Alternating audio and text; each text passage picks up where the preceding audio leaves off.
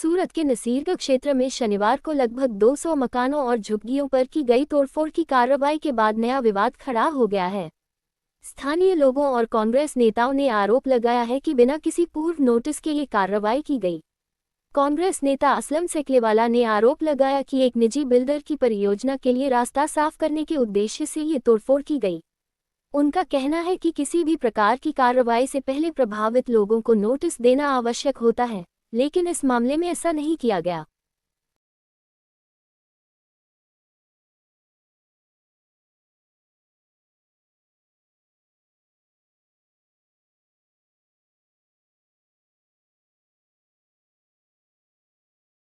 आपका नाम? मेरा नाम फातिमा बीबी।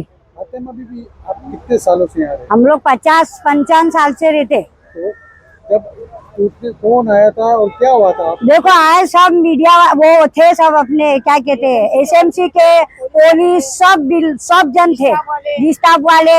फिर देखो दंडा सुबह में कितने बजे इधर 8 बजे इधर टूटा, हमारे उधर 10 बजे आए। खाली बोलने वास्ते आए कि खाली इतना थोड़ा सा तोड़ने का है, हमारे को यूँ बोले। तो हमने क्या हाँ कुछ भी नहीं, हम आराम से तोड़ेंगे। हमने क्या फिर है कि हमारे उधर का सब नेता लोगों सब दूसरे सब ऐसे सब आए, ये बिल्डर लोगों सब आए। नहीं यूँ बोलते थोड़ा ही टूटेगा, यूँ बोले तो हम सामान निकालो। अब धीरे धीरे हम लोग सामान निकालते, चाह नाश्ता ही करेला।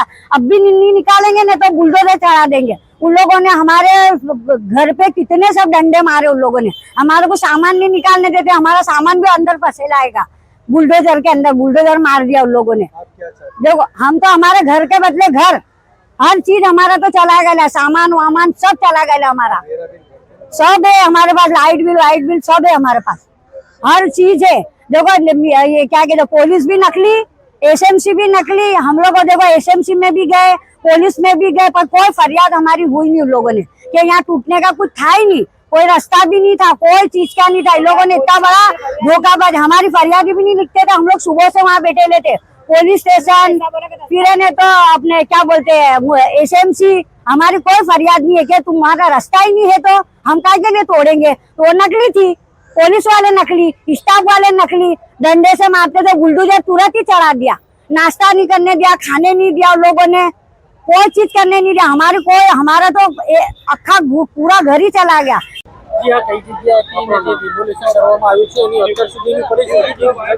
नॉर्थ અને સેન્ટ્રલ ઝોનનું એક બોર્ડર લાઇન એરિયા છે નાસિરનગર, જે લગભગ 40 થી 50 વર્ષ જૂની વસાહત છે। 40 થી 50 વર્ષથી લોકો અહીંયા વસવાટ કરે છે। 30 તારીખ, 31 તારીખ અને 1 તારીખે 3 દિવસ એલિયન્સો આકાશેથી ઉતર્યા હતા ભૂરા કપડા પહેરીને, અને 106 લોકોને ઘર બેવડા કરીને આ લોકોને રસ્તા પર લાવીને નીકળી ગયા છે।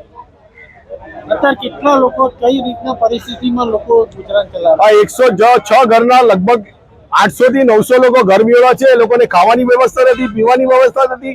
આ મલબાની ઉપર, આ ઢેરની ઉપર જ આ લોકો સૂવે છે, ત્યાં જ જમે છે અને ત્યાં જ બેઠા છીએ। એના ઇશારો પર સ્વાભાવિક વાત છે, બાજુમાં આટલી મોટી હાઈવેઝ ચાલતી હોય તો એને જેને ફાયદો થતો હોય આ નાસિરનગર ડિમોલાઇઝ કરવાનો એ જ આમાં કારણભૂત હોય ને।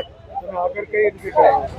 અમે આગળ હાઈકોર્ટમાં રીટ દાખલ કરી છે, માનવ અધિકાર પંચમાં પહોંચ્યા છે, એસઆઈટી નું ગઠન કરી રહ્યા છે, રાષ્ટ્રપતિને લેટર મૂકવામાં આવ્યો છે, મેયર સાહેબને કરવામાં આવે છે, અને સામાન્ય સભામાં હું પોતે કોર્પોરેટર તરીકે આ મુદ્દો ઉચકવાનો છું।